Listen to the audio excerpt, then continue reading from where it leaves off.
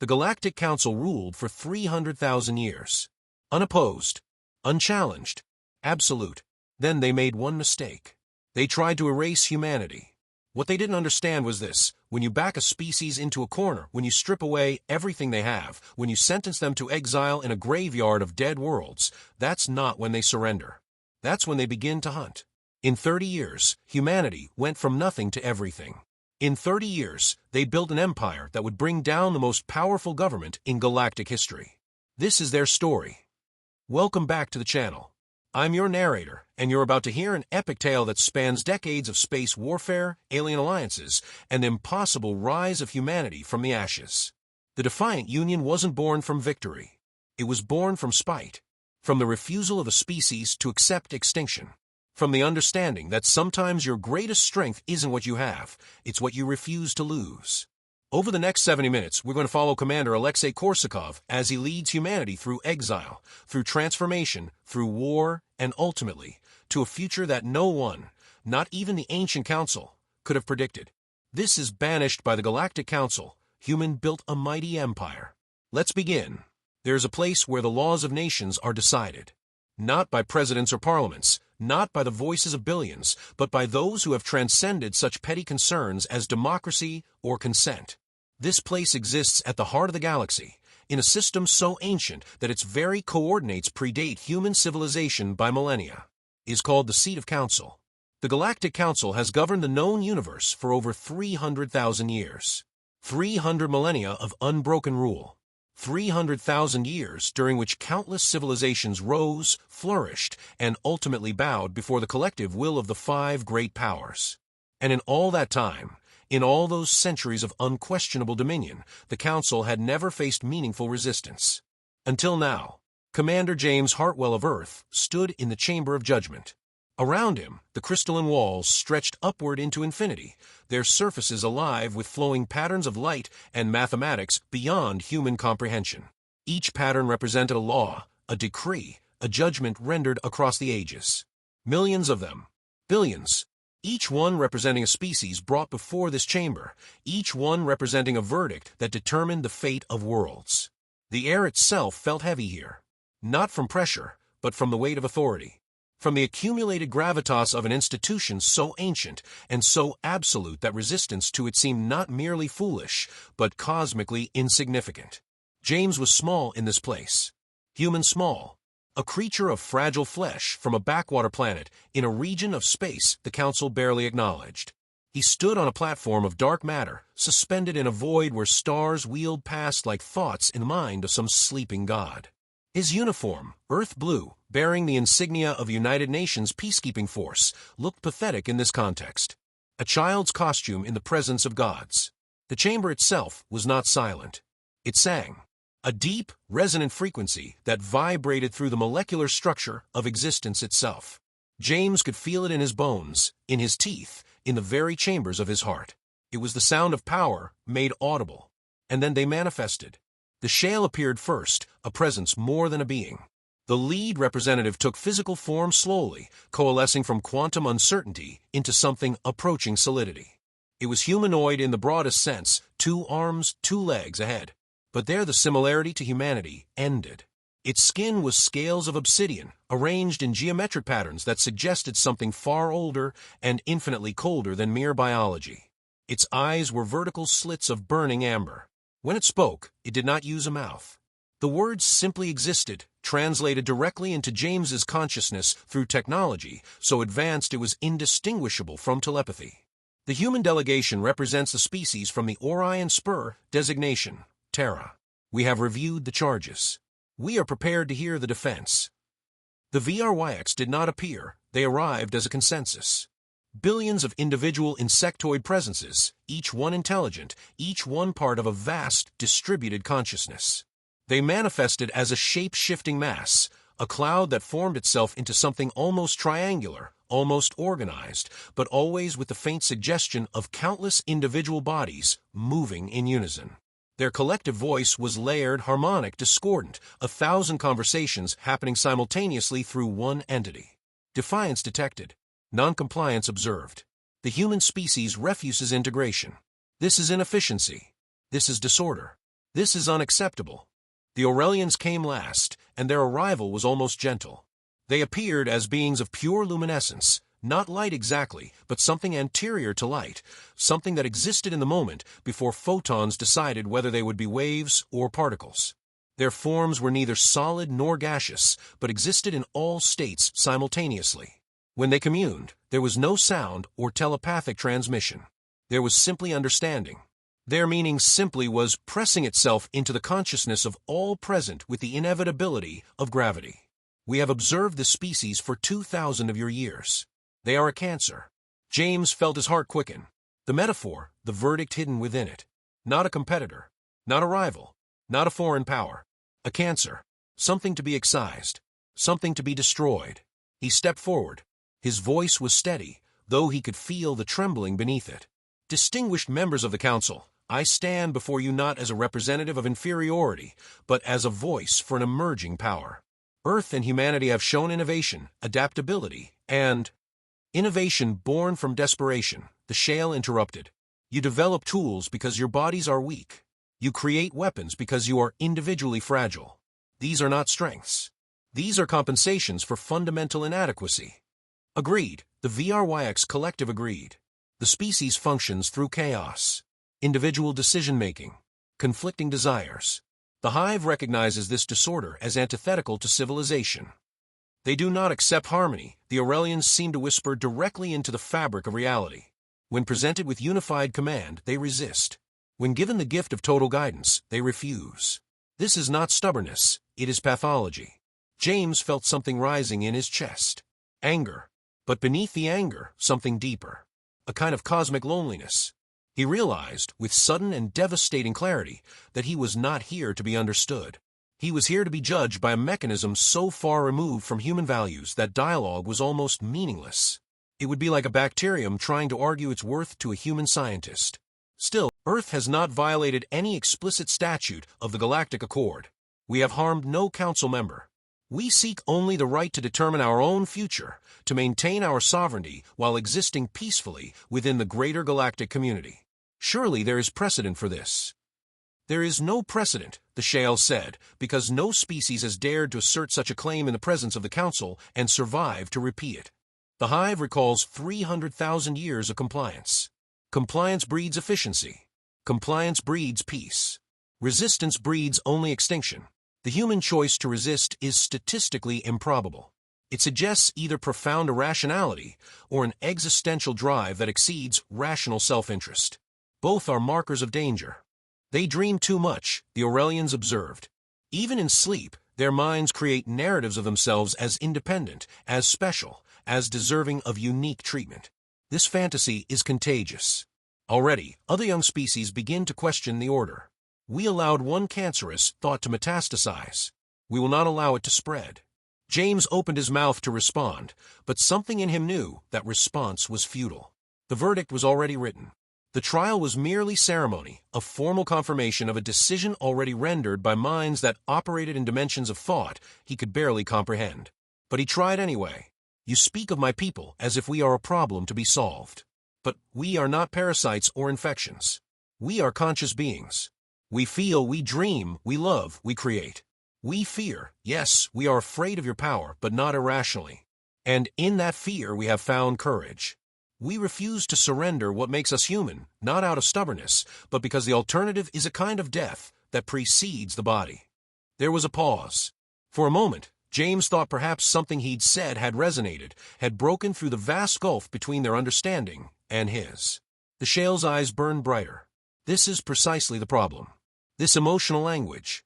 This insistence on subjective experience as a value equal to objective order. This is why you are dangerous. This is why we cannot coexist. Your species does not merely reject authority, you question it. You philosophize about it. You believe that something intangible, your freedom, your humanity, is worth the cost of chaos.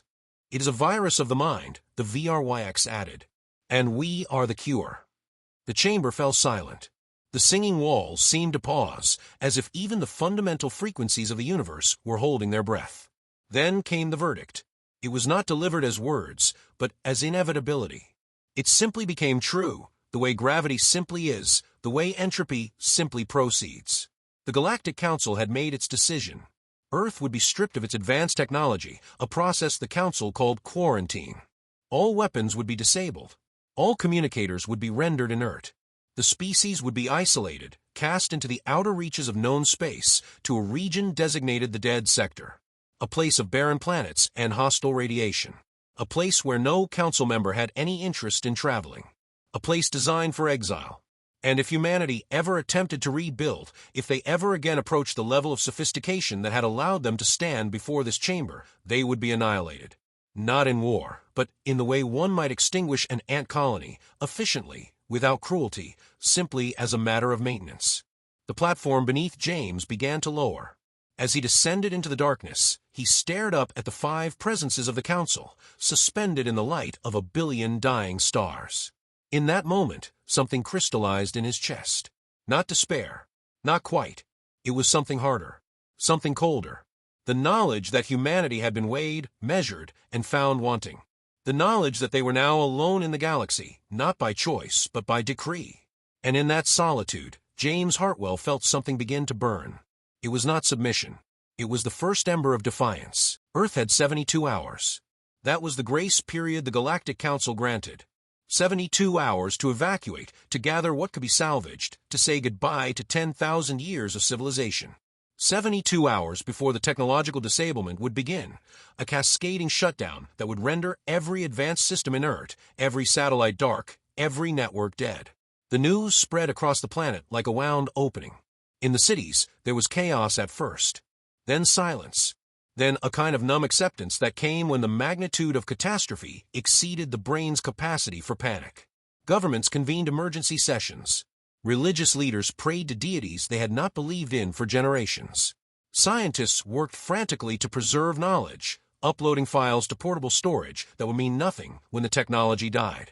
Parents held their children and tried not to think about what came next. The evacuation fleet was hastily assembled from every spacefaring nation on Earth. Cargo ships retrofitted into transport vessels.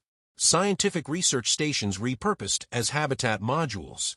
Military carriers stripped of weapons to make room for people. Thousands of ships arranged in an impossible convoy, waiting for the moment of departure. Commander Alexei Korsakov stood on the observation deck of the Meridian, watching Earth recede below him. He was young, only 34, but his eyes held the weight of someone far older.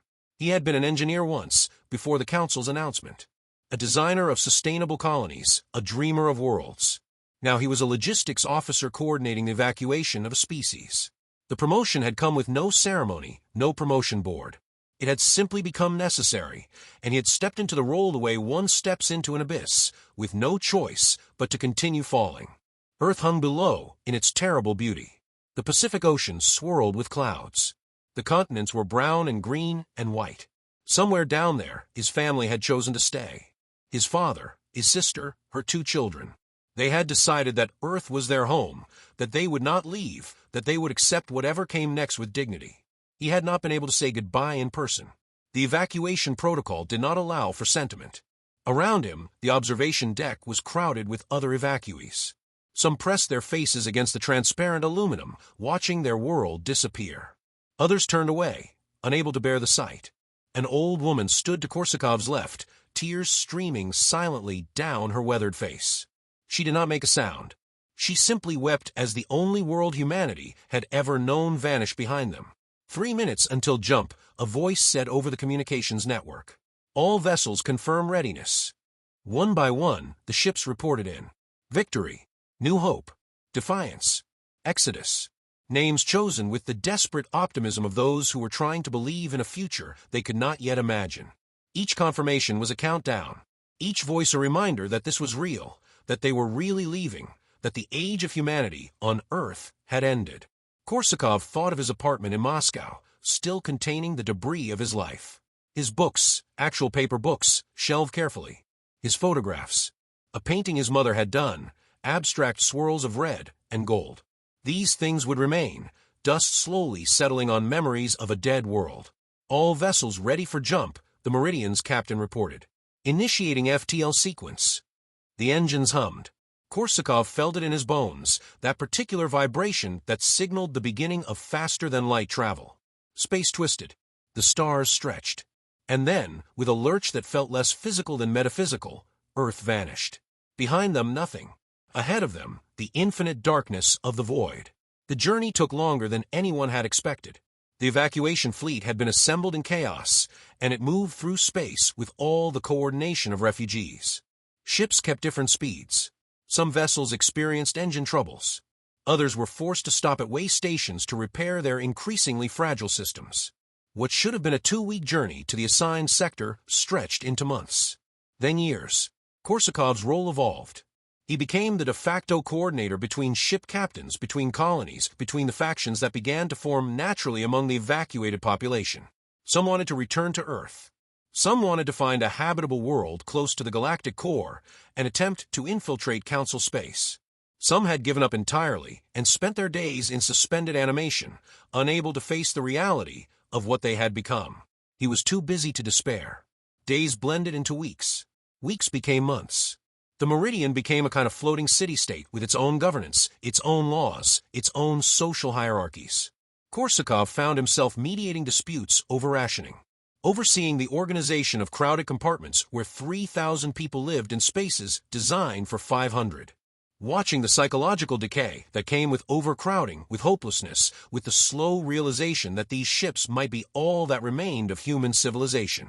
In the deep sections of the Meridian, in the cargo holds that had been converted into living quarters, a woman named Dr. Yuki Tanaka was conducting experiments that would have been considered unethical anywhere else. She was modifying human genetics. Not radically, the Council's surveillance would have detected that, but incrementally. Subtle changes to increase radiation tolerance. Adjustments to the hemoglobin structure to improve oxygen extraction in thin atmospheres. Genetic signatures that would allow human bodies to adapt to environments that would have killed baseline humans within hours. She called it evolution on demand. When Korsakov found her in her makeshift laboratory, a storage compartment converted into a medical bay, she was injecting herself with her latest modifications. "You can't do this," he said. She looked up, a thin woman with intelligent eyes and trembling hands. "I'm already doing it. And if we're going to survive what comes next, we need to be more than what we were. The Council said they'll destroy us if we rebuild. If they find out about this." "They won't find out," Tanaka said. "And even if they do, what else can they do? They've already exiled us. They've already declared us enemies. All we're doing is giving ourselves a fighting chance." Korsakov wanted to argue, but he understood her logic. In the end, he did not stop her. Instead, he ensured that her work had adequate resources and that her activities remained as secret as possible. In another sector of the fleet, Major Sergei Volkov was conducting a different kind of preparation. He was training. Every scrap of military hardware that had been smuggled aboard the evacuation fleet was being dismantled and studied.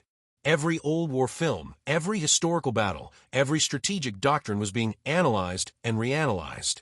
He was building a military academy from nothing, training people who had been teachers and engineers and artists to become soldiers. When Korsakov visited his training facility, he found young men and women running through drills in the zero-gravity sections of a converted science vessel. They were learning to fight in conditions that humans had never evolved to face. Learning to think in 3 dimensions. Learning to move and strike and survive in an environment that was actively hostile to human existence. "They're good," Volkov said, watching the trainees with a mixture of pride and grim acceptance. "Not as good as professional soldiers, but adaptable. The human gift for improvisation remains unmatched." "What are you preparing them for?" Korsakov asked, though he already knew the answer. "War," Volkov said simply. "The Council sentenced us to death. They just gave us time to prepare the execution. I won't waste that time." In yet another ship, a brilliant physicist named Aurora was working with salvaged alien technology. The evacuation fleet had not been completely stripped of advanced systems. Some had been hidden, smuggled aboard by crews who suspected that the Council's quarantine would mean more than technological disablement. Aurora was reverse engineering these systems, trying to understand the principles of alien science. She was failing mostly. The mathematics involved were alien in most literal sense. But she was learning. Slowly, incrementally, she was pulling apart the secrets of technologies that had taken other species millions of years to develop. By the 5th year of the Exodus, something remarkable had happened. The refugees had transformed. Tanaka's modifications were spreading through the population. Children born during the Exodus were being born with enhanced adaptability. Volkov's military academy had produced hundreds of trained soldiers from a population that had known peace for generations. Aurora's understanding of alien science was advancing faster than anyone would have thought possible. And Korsakov had become something more than a logistics officer. He had become a leader. When disputes arose between ship captains, they went to him. When morale collapsed, he was the one who gave speeches about survival and humanity and the future. He was not a general or a king or a president. He was simply the person everyone had agreed to listen to. It was a burden he had never wanted. It was also the only reason he kept going. In the 30th year of the Exodus, the scouts sent forward on faster ships returned with news. A habitable system. 7 planets orbiting a dying yellow star. The planets were not hospitable. Their atmospheres were toxic, their radiation levels lethal, their climates harsh beyond what unmodified humans could survive. But they were there. A destination. A place to call home. The fleet converged. Thousands of ships, carrying the remnants of humanity, began the final approach. Korsakov stood again on an observation deck, watching a new world emerge from the darkness. Unlike Earth, it was not beautiful in the traditional sense. It was scarred and ancient and hostile. Its surface was a network of canyons and craters. Storms the size of continents churned in its atmosphere. Radiation rippled across its surface in waves of invisible death. It was the most beautiful thing Korsakov had ever seen. Preparing for landing, the captain announced.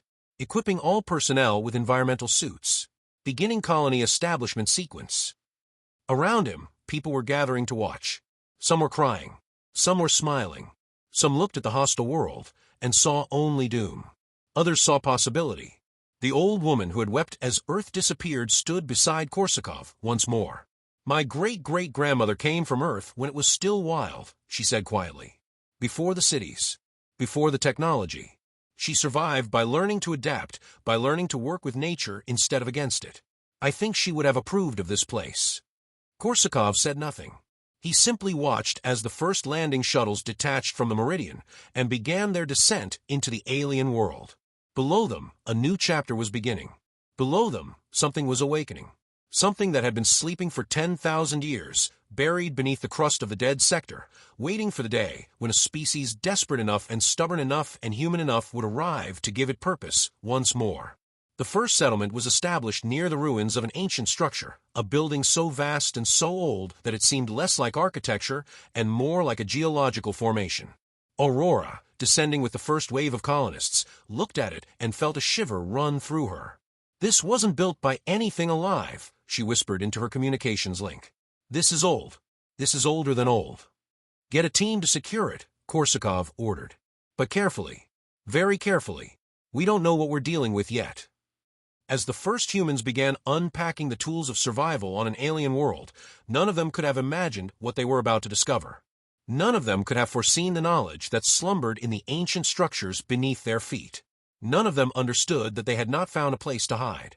The first year of colonization was hell wearing a pressure suit. The atmosphere of the primary settlement world, which someone had optimistically named New Eden, consisted primarily of nitrogen and xenon, with trace amounts of hydrogen sulfide that burned the nasal passages even through the suit's filtration system. The radiation levels were high enough that unprotected skin would develop severe burns within hours. The temperature fluctuated wildly from -60 Celsius during the long polar nights to +40 during the brief, violent days. Dust storms rolled across the landscape with wind speeds exceeding 300 kilometers per hour, carrying particles that could strip paint from metal and abrade flesh from bone. The settlers called a home because the alternative was death.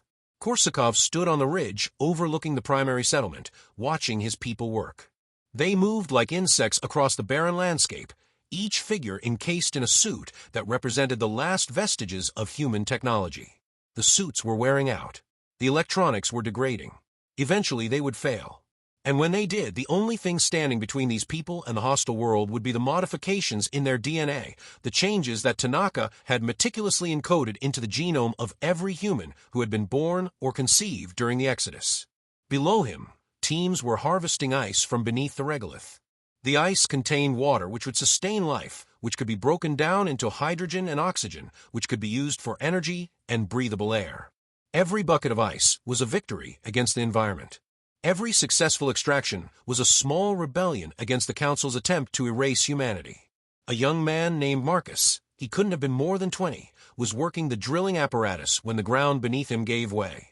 The ice shelf collapsed, and he plummeted into darkness. Korsakov heard the scream over the communications network. Without thinking, he was moving, running down the slope, calling for the rescue team. By the time he reached the site, 2 others had already descended into the pit. They pulled Marcus up after 15 minutes that felt like hours. He was alive, but his suit had ruptured. The exposure had been brief, less than 3 minutes, but it was enough to cause cellular damage. Enough to trigger respiratory failure. Except Marcus didn't die. His body shook. His lungs convulsed. His skin turned mottled red and purple. But the modifications that Tanaka had built into his genome activated like an immune response. His hemoglobin restructured itself to extract oxygen from the hostile atmosphere.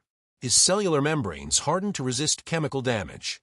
His nervous system went into a controlled shutdown, minimizing oxygen demands while his body adapted. 20 minutes later, Marcus stopped shaking. His skin gradually returned to normal color. When they got him to the medical bay, his vital signs were elevated but stable. He was alive. More than that, he was changed.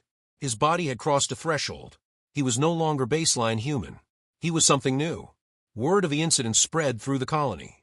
Within weeks, others deliberately exposed themselves to the atmosphere in controlled conditions, triggering the same cascade of modifications. The suits came off.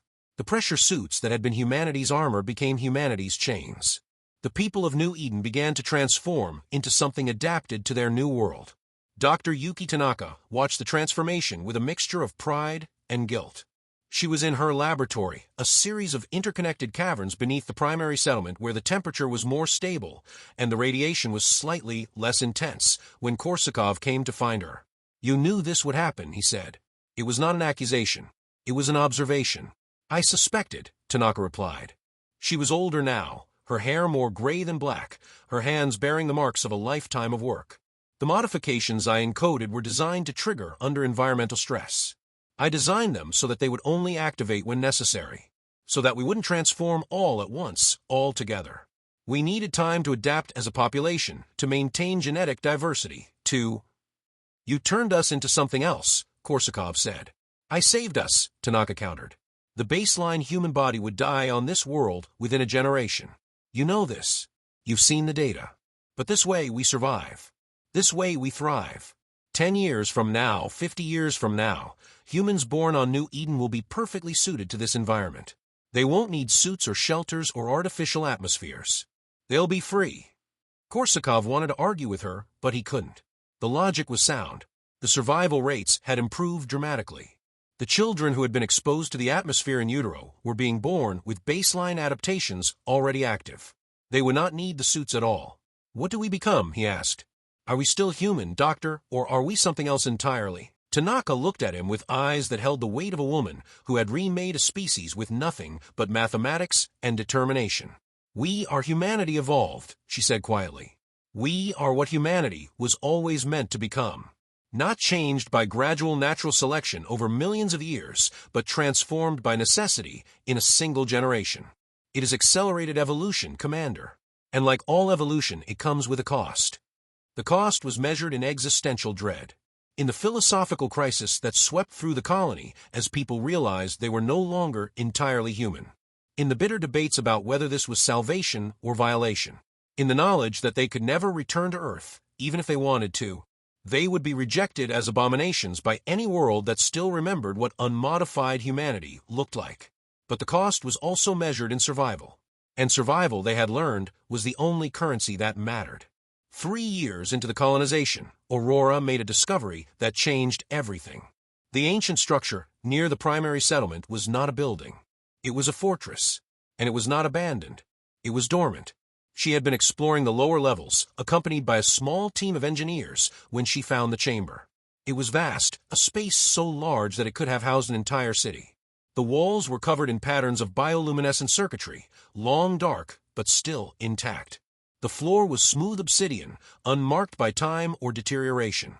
At the center of the chamber was a structure that resembled a throne or a control station or both. When Aurora touched it, lights bloomed. The reactivation was gradual at first, then exponential. Systems that had been dormant for millennia began to hum back into existence. Displays flickered to life with data written in languages that no human could read. The entire chamber began to sing, the same frequency that had permeated the trial chamber back at the Galactic Council's seat.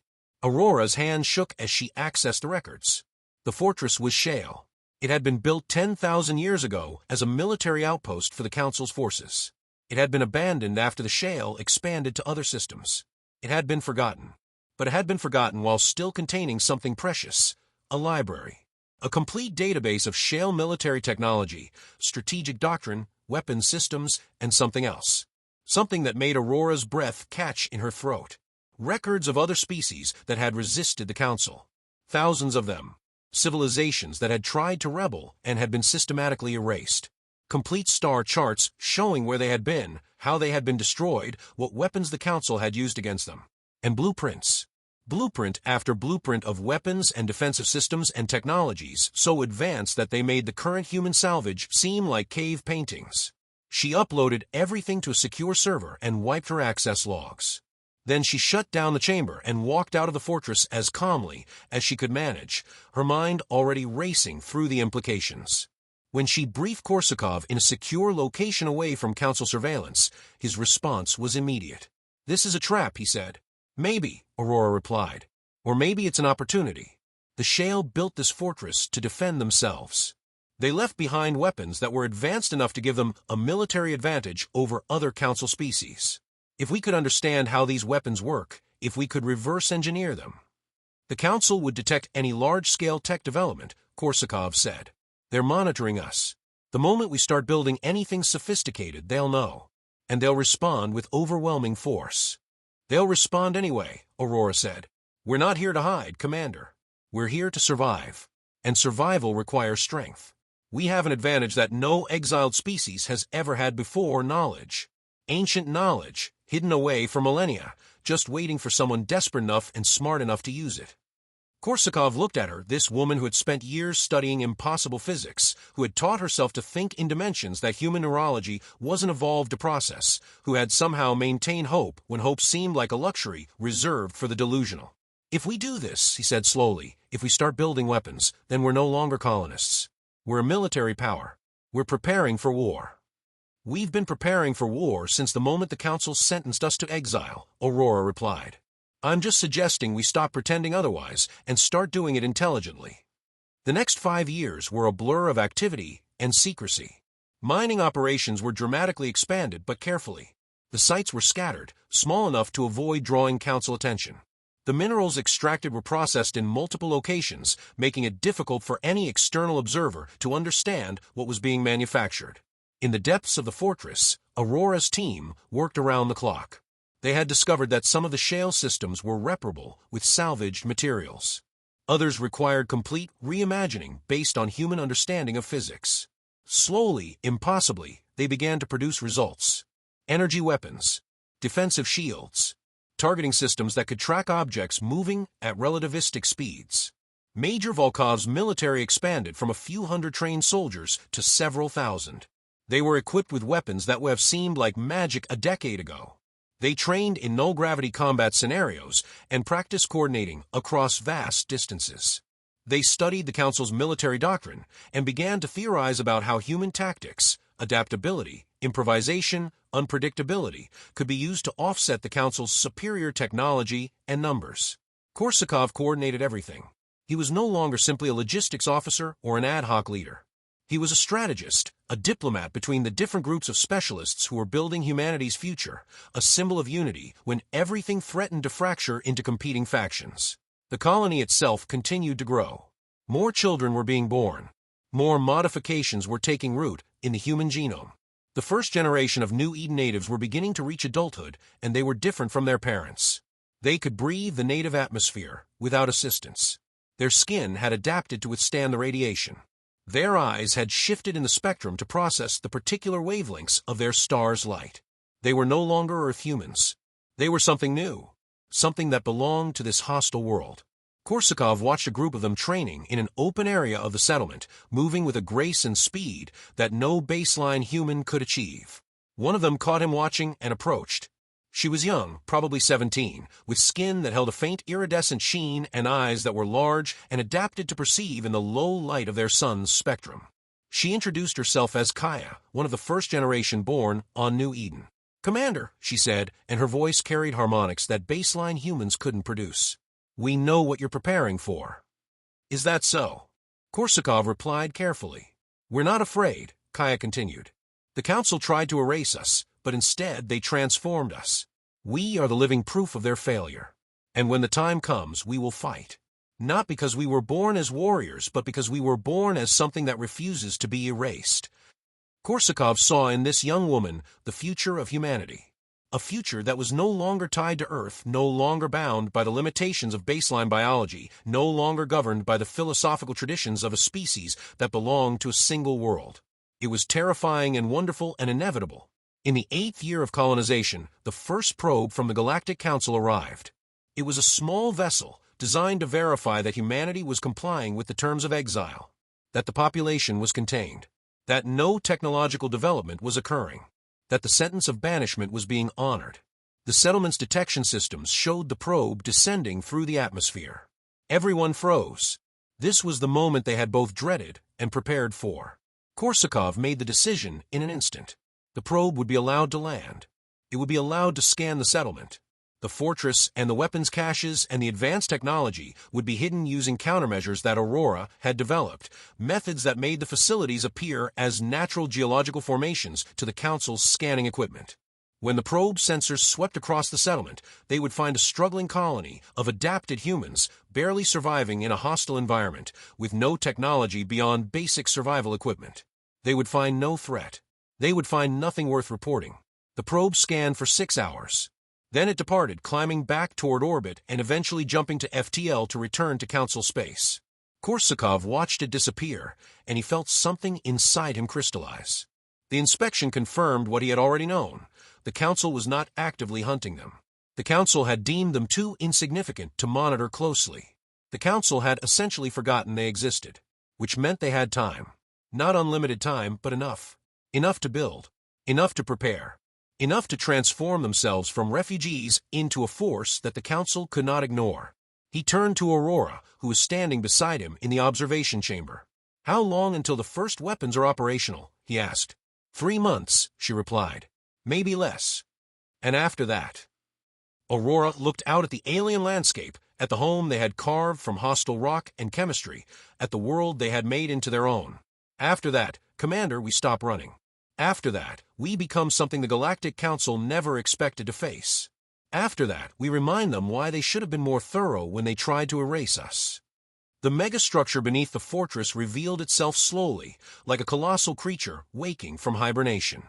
Aurora's deep scan equipment had detected it first, a massive hollow space, kilometers below the surface, surrounded by shielding that had degraded over millennia, but was still sophisticated enough to obscure its exact dimensions. She had theorized about what it might be, a weapons repository, perhaps, or a shield generator. Something defensive. Something that the Shale had deemed important enough to bury and conceal. What she found instead was something far more profound. The excavation took 6 months.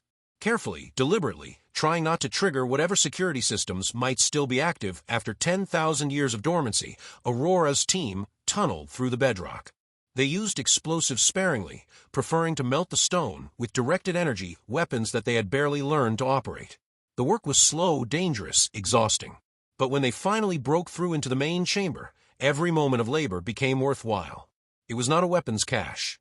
It was a library, a repository of knowledge so vast that Aurora wept when she first walked into it. The walls extended upward into darkness. The shelves, if they could be called that, held devices and artifacts and what appeared to be crystalline storage matrices.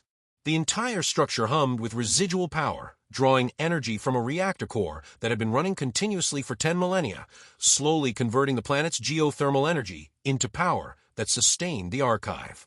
The Shale had built this place as a backup, a fail-safe, a repository of their civilization's knowledge, hidden away on a remote planet in case something catastrophic occurred. What they had left behind was complete. Everything the Shale civilization had learned in 30,000 years of scientific advancement.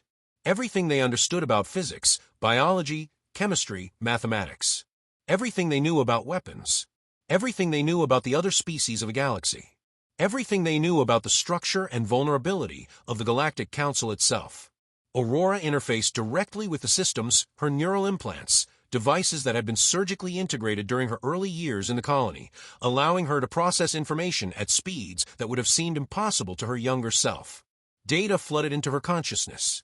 Star charts, battle records, weapons specifications, strategic doctrine, and something else. Records of the Council's wars, the Council's age, the Council's secrets. The first thing Korsakov learned was that the Galactic Council had not always been 5 members. It had once been much larger. 17 major species had formed the original council, pooling their power to maintain peace and order across the known galaxy. But over the millennia, something had changed. Slowly, species had been eliminated. Some had been deemed inefficient and exiled to the dead sector. Others had simply disappeared from records entirely. By the time the Shale had archived this data, 10,000 years ago, only 5 species remained in the Council's core. The pattern was clear. The Council had been systematizing the elimination of rivals. The second thing Korsakov learned was that the Council's power, while vast, was not infinite. Their technology was old. Their strategies were predictable. They had grown complacent, believing that their position was unassailable. The third thing he learned was the specification for weapons that could penetrate the Council's defensive systems. Aurora presented her findings to Korsakov and small council of trusted advisors in the command center beneath the primary settlement. The room was dim, lit only by holographic displays that showed star charts and weapon schematics and tactical analyses. The Shale documented everything, Aurora explained, manipulating the holograms to show a massive Council warship and the points on its hull where shields were weakest. The Council's technology operates on a principle of collective force generation. Multiple shield emitters working in concert. But there are gaps. Microseconds where the shields flicker during regeneration. If we could time an attack to coincide with those gaps, if we could strike multiple points simultaneously, we could pierce their defenses. How long would it take to build such weapons? Volkov asked. His military mind was already assessing tactics and logistics. We already have the capability, Aurora said quietly. The weapons we've been developing are based on principles that the Shale Archive confirms are effective against Council technology. What we need is a delivery system. We need weapons platforms. We need to build ships. The Council will detect any large-scale construction, Tanaka said. They monitor energy signatures. The moment we begin manufacturing weapons on this scale. Then we'd better work fast, Korsakov said. He turned to face the gathered leaders. How long until we can have operational weapons platforms? 8 months, Aurora said. Maybe 6 if we push. Then that's our timeline, Korsakov said. We accelerate production. We move the shipyard operations to sites that are shielded from external scanning. We focus all available resources on weapons development. And we prepare for the moment the Council realizes what we're doing and responds. If they discover us before we're ready, Volkov said, they'll overwhelm us. They'll send a fleet that we can't possibly match. Then we ensure they discover us when we're ready, Korsakov replied. We take control of the narrative. We choose the time and place of our first engagement. 2 months into accelerated production, the Council noticed. The signs were subtle at first. A slight increase in Council transmissions to the sector. Some patrol ships deviating from their standard routes. But Aurora, monitoring every piece of data that the ancient archive could intercept, saw the pattern immediately. The Council knew something was happening. They didn't know it yet, but they knew. Korsakov called an emergency meeting. How much time do we have, he asked. Weeks, Aurora said. Maybe 3 if we're lucky. Once they send a direct investigation team, once they get within close enough range to scan the planet thoroughly, they'll detect the weapons we've already built and the construction in progress. Then we force their hand, Korsakov said. He turned to Volkov. How many operational combat platforms do we have now? 37, Volkov replied. Armed with the directed energy weapons. Another 23 under final assembly. Another 100 still, in various stages of construction. We launch with what we have, Korsakov said. We don't wait for the Council to discover us. We announce ourselves. We strike before they're prepared to respond. That's suicide, Tanaka said.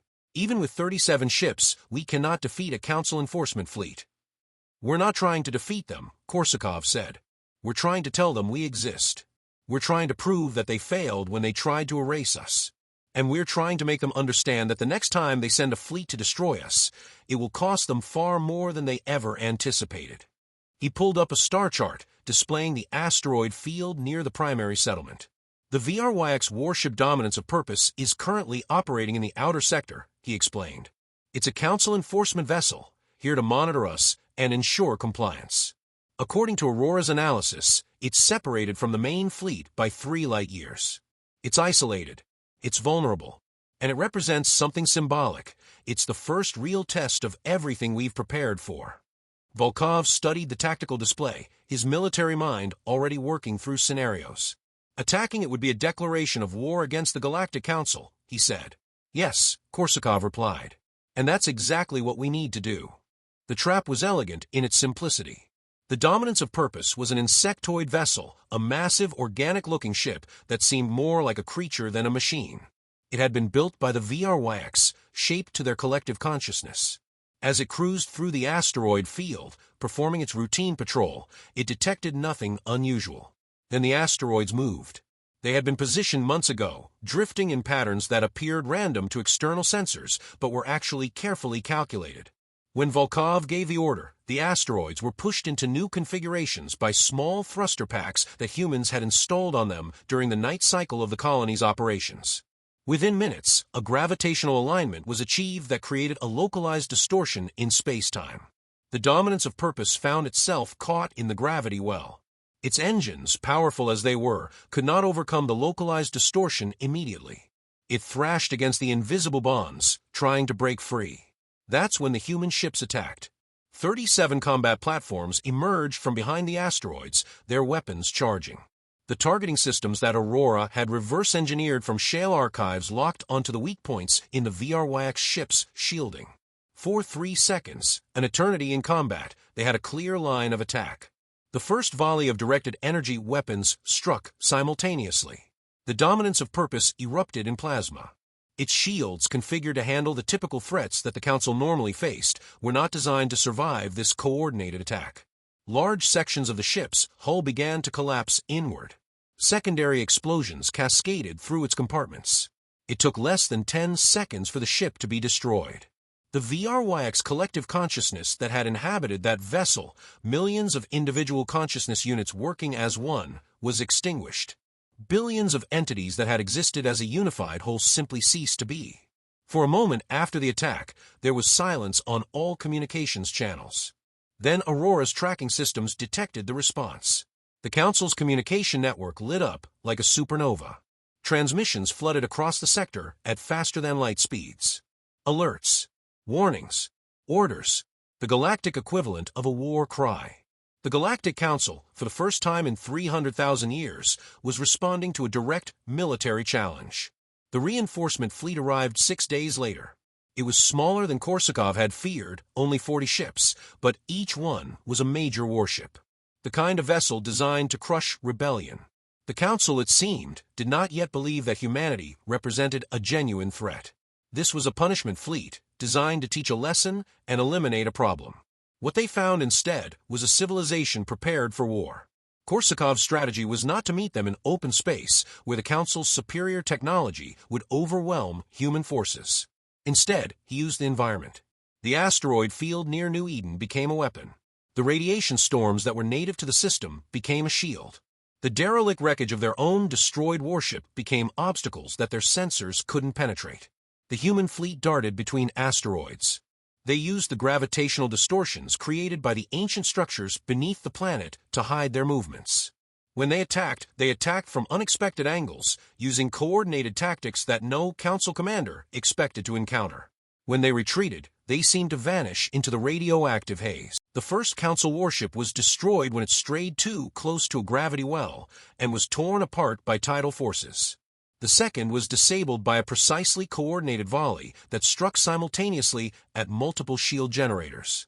The third was lured into an asteroid field where human piloting skills, honed by years of training in impossible conditions, allowed them to navigate safely while Council ships collided with obstacles their pilots couldn't detect in time. It was not a clean victory. 6 human ships were destroyed. Thousands died. But when the Council fleet finally withdrew, it was in retreat. Not a strategic repositioning, but a full, outright retreat. For the first time, humanity had defeated the Galactic Council in direct combat. The news spread like a solar flare across the dead sector and beyond, across the outer colonies, through the isolated worlds that the Council had deemed insignificant, in the secret places where other exiled species were preparing their own rebellions. Humanity had not just survived. Humanity had fought back, and humanity had won. But the victory came with a cost that Korsakov had not anticipated. The Council's response was not another military assault. Instead, it was political. The Council declared humanity an existential threat to galactic stability. They issued a proclamation calling for the complete elimination of the human species. And they offered a reward, a technological cash beyond measure, to any species that would bring them proof of humanity's extinction.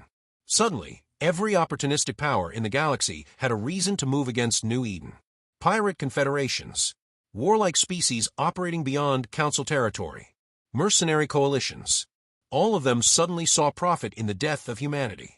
Korsakov stood in the command center, watching the data stream across his displays, tracking the movement of hostile forces, counting the enemies gathering in space above their world. Aurora found him there, staring at the tactical displays with hollow eyes. "We started a war we can't win," Korsakov said quietly. "We started a war we had to fight," Aurora corrected. "And we won the first battle. Now we have to win everything else." "How?" Aurora pulled up the archive data she had been analyzing since the fortress had awakened. "Not alone," she said. "The shale recorded the location of other archive sites, other hidden repositories left behind by other civilizations that the Council tried to eliminate. If those sites are still intact, if they still contain weapons and knowledge, then we're not alone in our defiance. We can build a coalition, a network of species that the Council tried to destroy, all united by a common enemy." Korsakov looked at her, and he saw in this woman the same quality that had kept humanity alive through exile and suffering and transformation. Adaptation, the refusal to accept defeat, the human ability to find possibility even in catastrophe. "Send out the signal," he said. "Contact every species in the dead sector. Tell them that humanity offers them a choice. They can accept the Council's reward and try to destroy us, or they can join us, and we can together bring down the empire that has enslaved us all."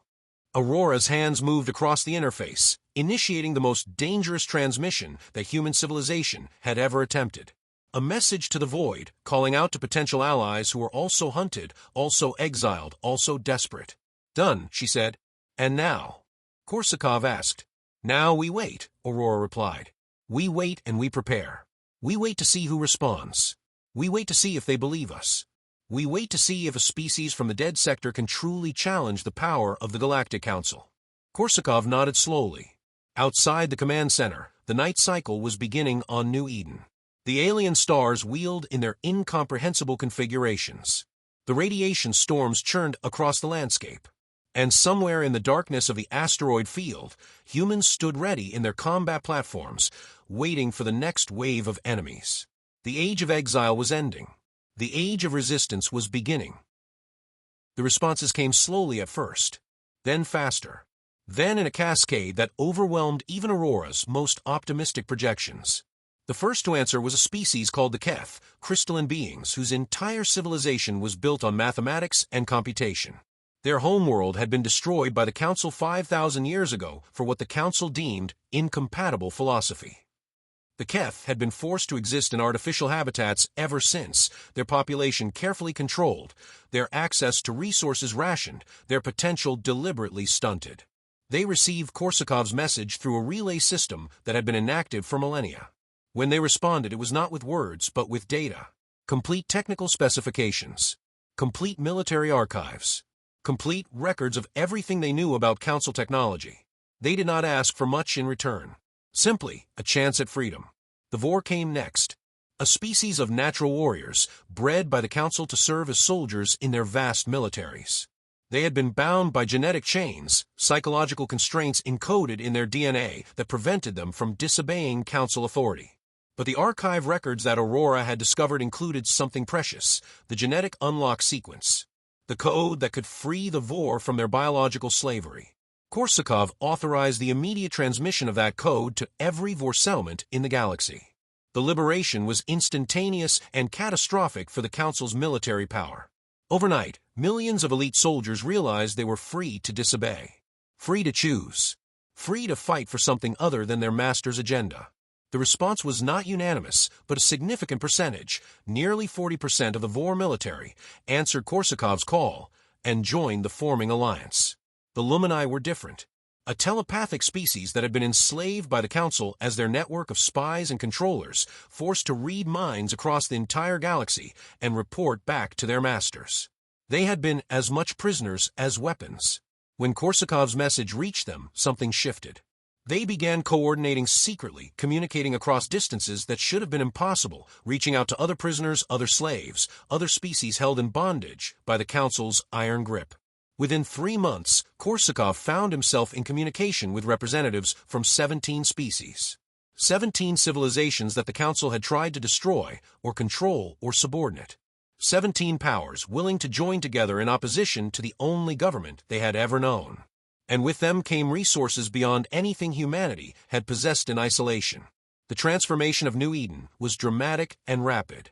What had been a colony struggling to survive became an industrial powerhouse.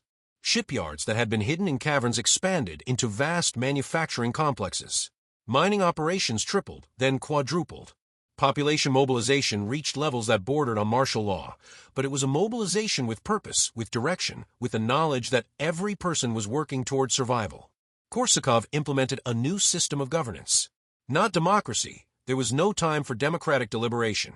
Not tyranny, humanity had learned too well the cost of absolute authority. Instead, he created a structure he called the coordination. Councils representing different sectors and specialties, all reporting to a central command authority, all working in concert toward unified objectives. Some called it totalitarianism. Others called it the only system capable of managing war on a galactic scale.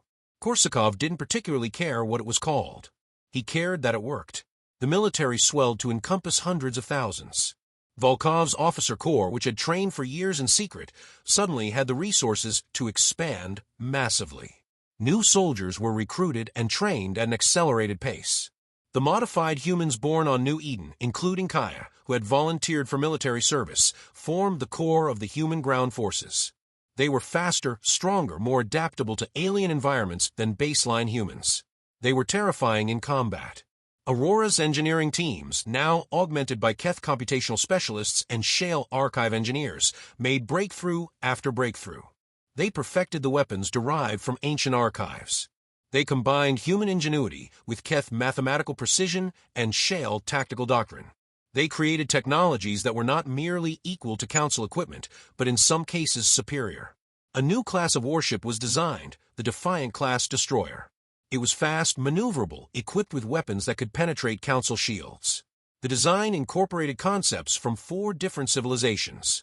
It was in essence a synthesis of all the knowledge that had been hidden away in the archives.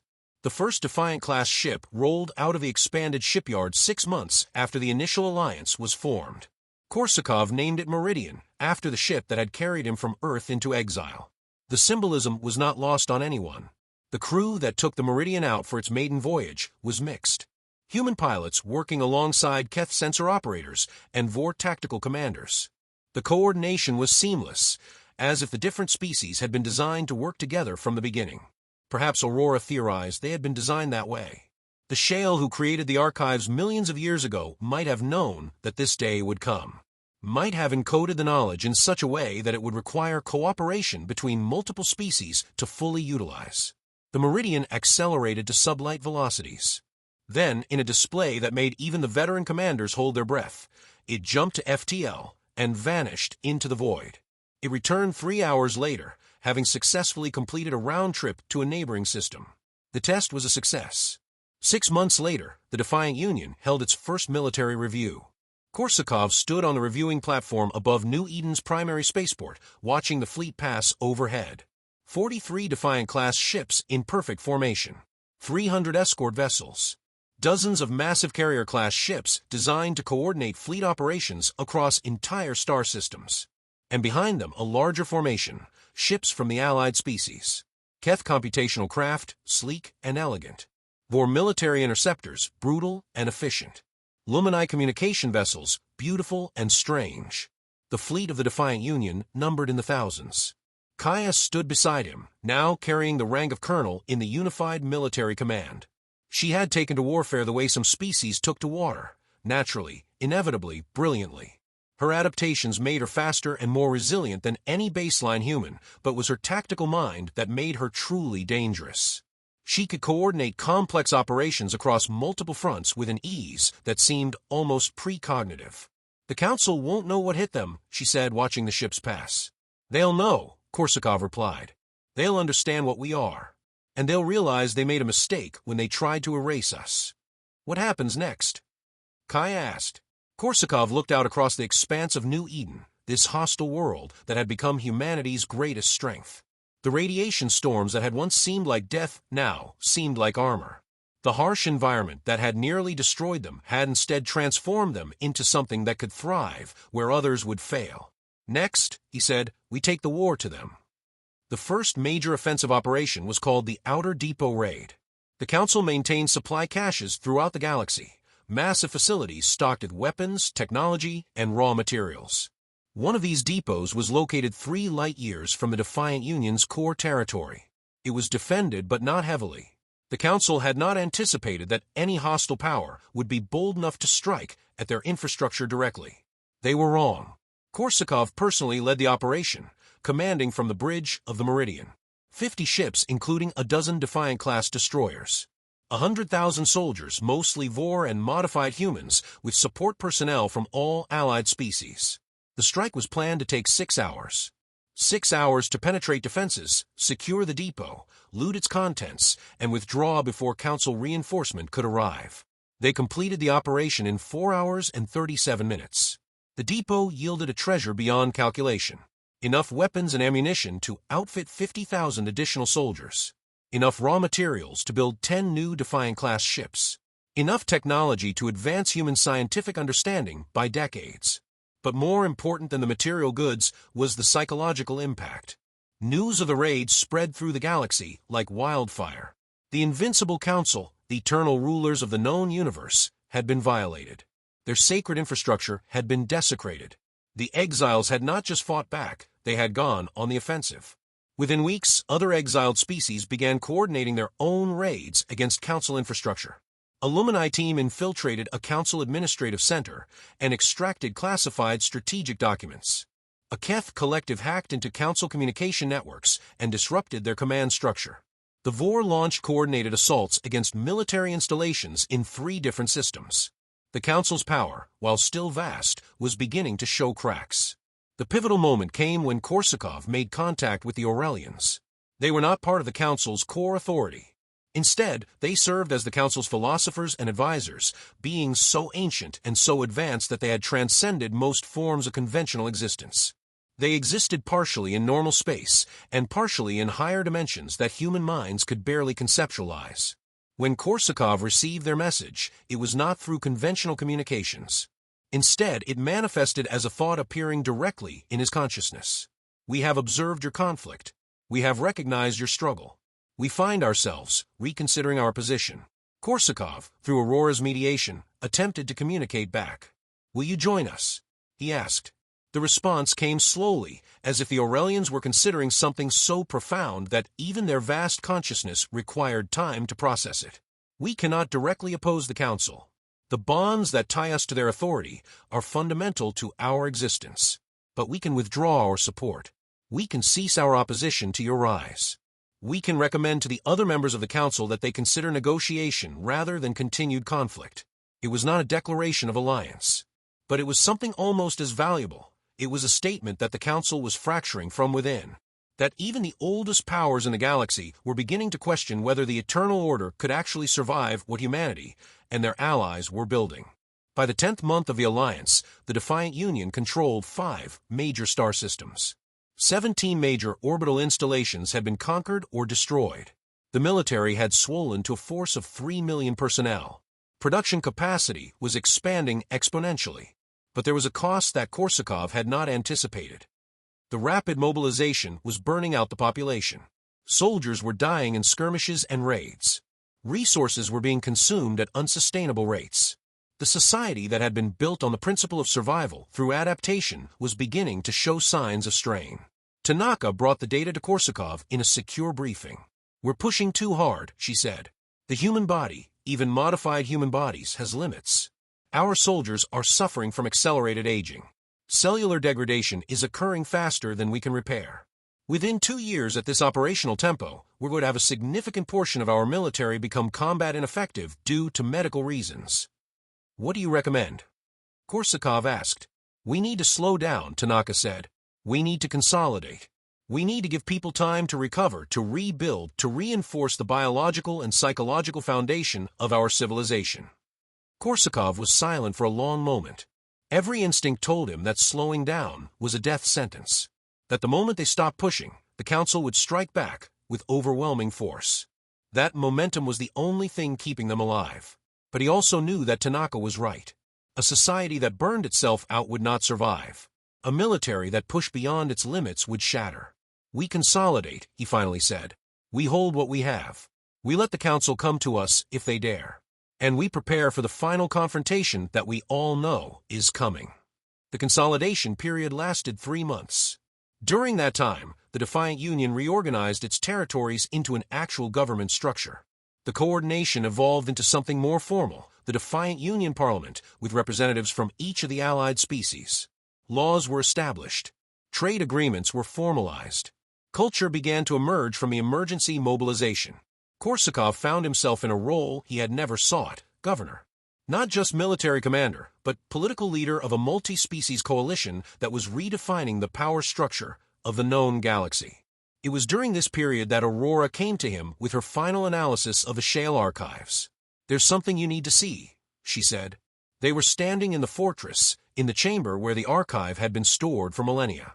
She pulled up a holographic display that showed the structure of Galactic Council power, the 5 members at the core, the vast bureaucracy supporting them, the military apparatus that enforced their will. But overlaid on top was another structure. A weakness. A single point of failure. "The Council doesn't rule through strength alone," Aurora explained. "They rule through belief. They rule because everyone believes they are unbeatable. They rule because everyone believes that resistance is futile. If we can strike at that belief, if we can demonstrate that they can actually be challenged and defeated, the entire structure might collapse." "You're suggesting we attack the Council directly," Korsakov said. "I'm suggesting we do more than that," Aurora replied. "I'm suggesting we not just attack them, but we publicly defeat them. We make it clear to the entire galaxy that the age of Council dominance is ending, that a new power has risen, that the exiles have become the rulers." Korsakov looked at the holographic display, at the vast and ancient structure of the Council's power. He thought about Earth. He thought about the trial chamber. He thought about the moment when the verdict had been rendered and humanity had been cast into exile. "How soon can we launch an assault on Council space?" he asked. 3 weeks, Aurora said. "Maybe less. The Defiant-class ships are fully operational. The allied species are ready. The only question is, are you ready to change the course of history?" Korsakov smiled. "I was born ready," he said. The assault on the seat of Council began not with weapons fire, but with silence. The Defiant Union fleet, numbering over 2,000 ships, emerged from FTL at the calculated coordinates. They did not attack immediately. Instead, they simply appeared, hanging in space like a sword suspended over the heart of galactic civilization. The Council, for the first time in 300,000 years, faced a military force that was not inferior to their own. The transmission went out simultaneously to every communications channel, to every world, to every corner of the galaxy where a signal could travel. "This is Commander Alexei Korsakov of Earth, representing the Defiant Union of Exiled Species. The age of the Galactic Council is ending. You have 3 hours to surrender your authority peacefully, or we will take it by force." It was an audacious demand.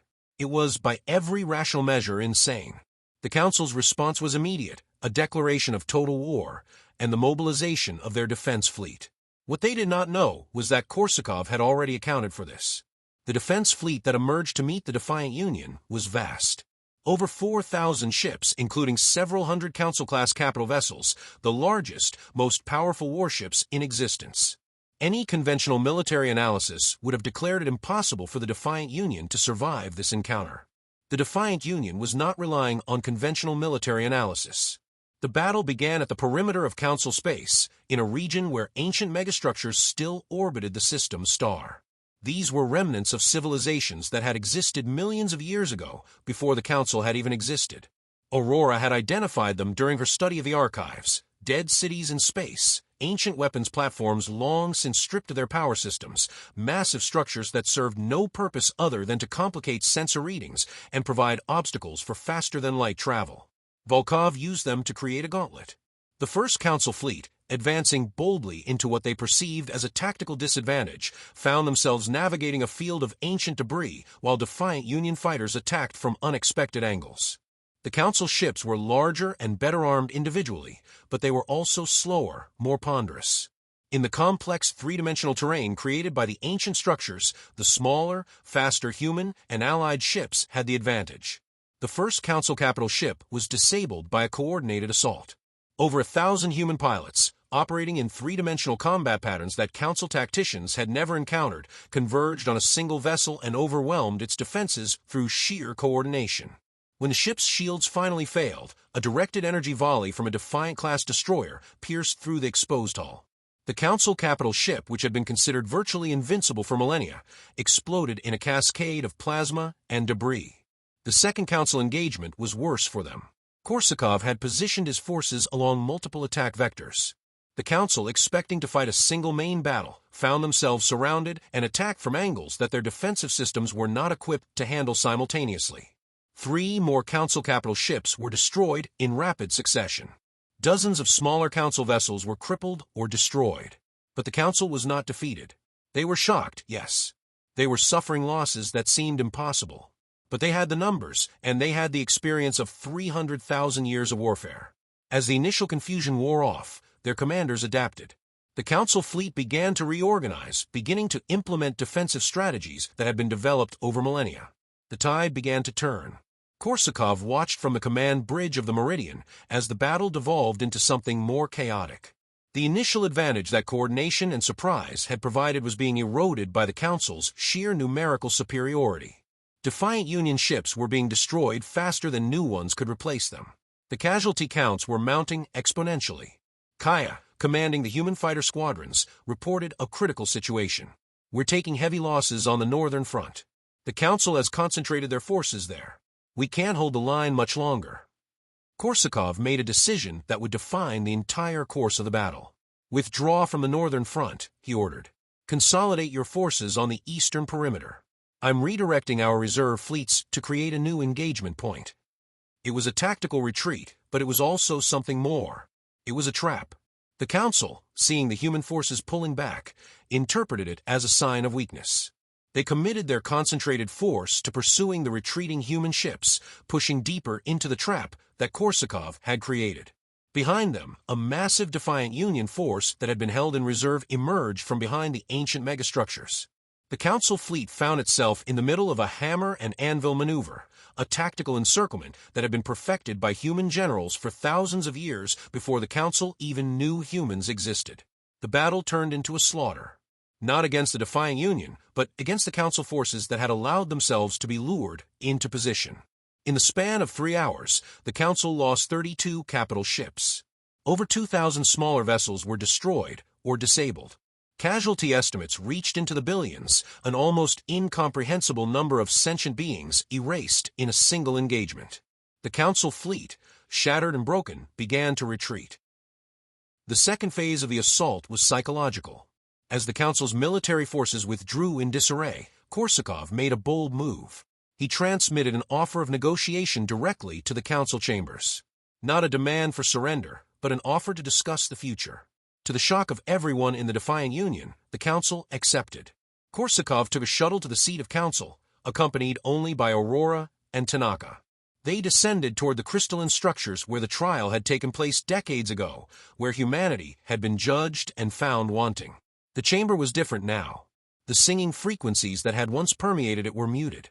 The vast holographic displays that had once shown the scope of Council power were dim. The 5 presences, the Shale, the VRYX, the Aurelians, and the 2 other Council members whose names and forms were barely remembered in history, seemed smaller. Diminished. The Shale representative spoke first, its amber eyes burning with anger and something else, respect. You have proven yourselves to be a formidable military power. This is unexpected. We have proven that the age of unchallenged authority is over, Korsakov replied calmly. You tried to erase us. Instead, we have become powerful enough to challenge you directly. The question now is whether you are wise enough to accept this reality. The VRYX collective voice came next, their usual harmonic precision disrupted by what might have been uncertainty. The human offers us what terms?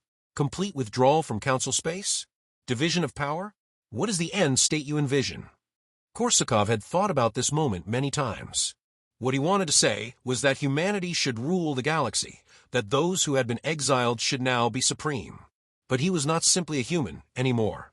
He was the representative of a coalition. He was the voice of 17 species that had been wronged by the Council.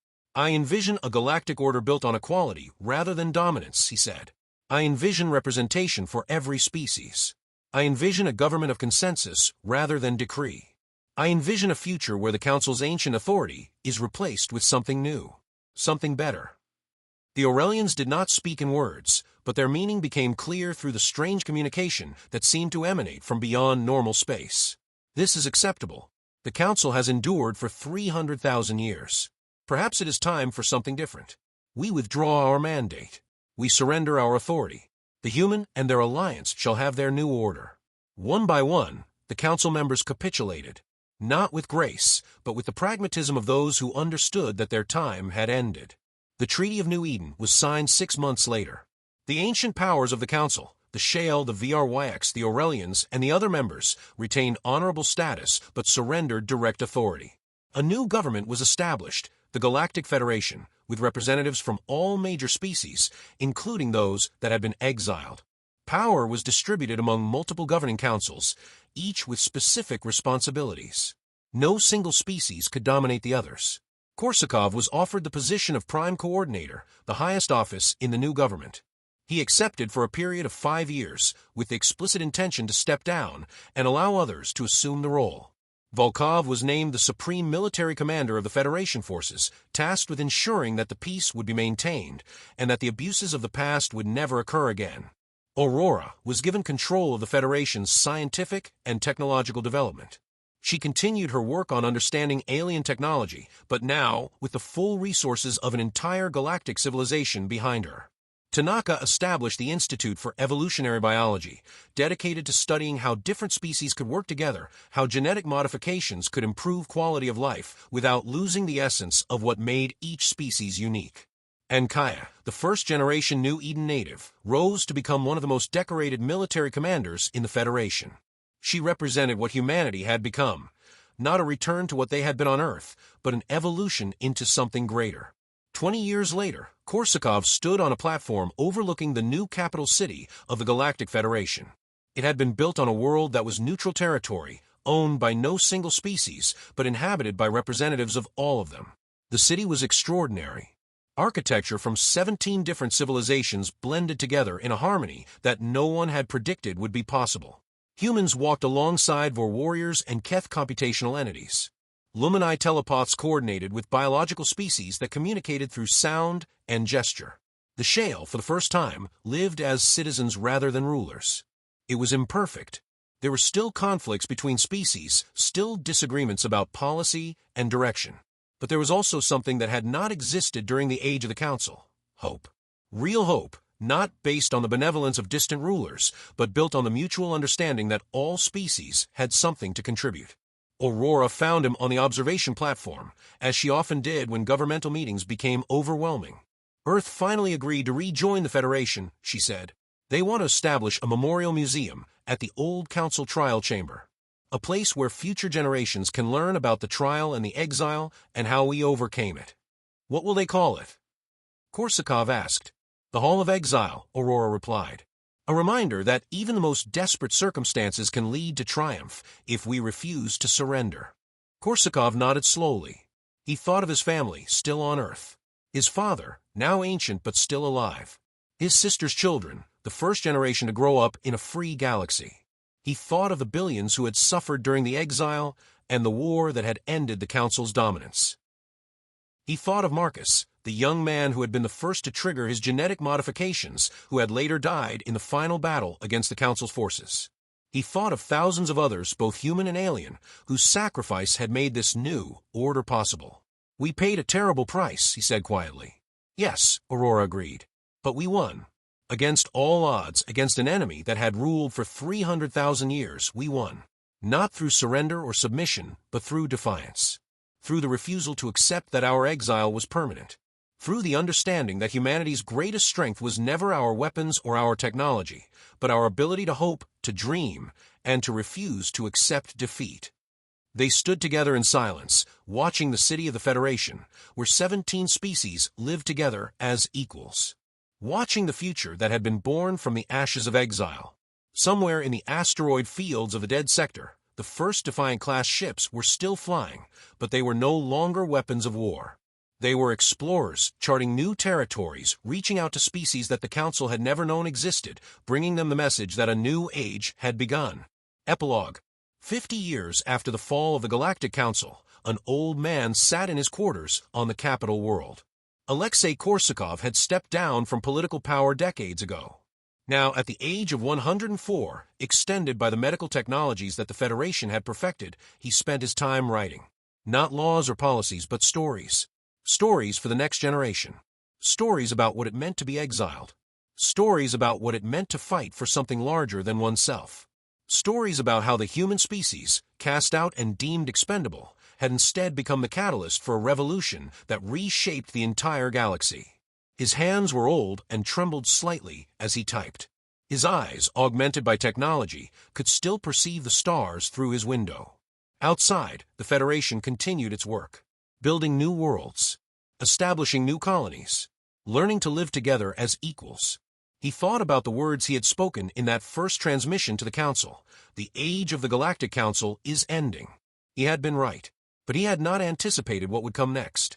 Not a new empire ruled by humanity. Not a new hierarchy with different masters. Instead, something that had seemed impossible to the exiles of New Eden, a true galactic civilization, built not on domination, but on cooperation. Built not on hierarchy, but on shared purpose.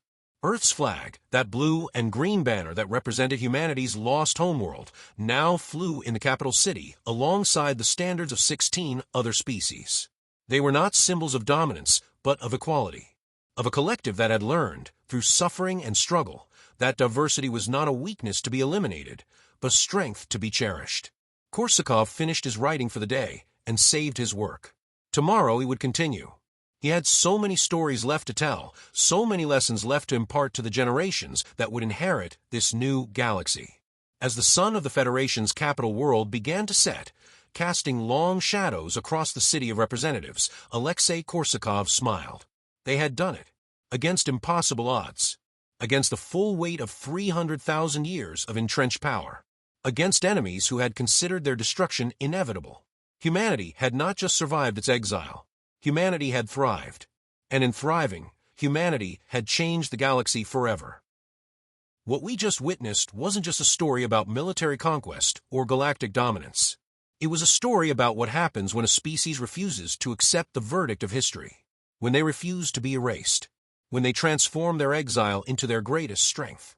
That's the essence of humanity right there. And if you felt that same fire, that same defiant spirit, then you know exactly where you belong. You belong here with thousands of others who believe in the power of the human story, in the triumph of the underdog, in the reality that sometimes the impossible is just the inevitable waiting to happen. So if you haven't already, smash that subscribe button. Join the community, because every week we're bringing you stories just like this one. Stories that remind you why humanity is worth fighting for. And hey, if you've got a story idea, if you've got a scenario you want us to explore, drop it in the comments. Let's build this together. Because we're not done yet. This is just the beginning. This is the Defiant Union. And we're just getting started.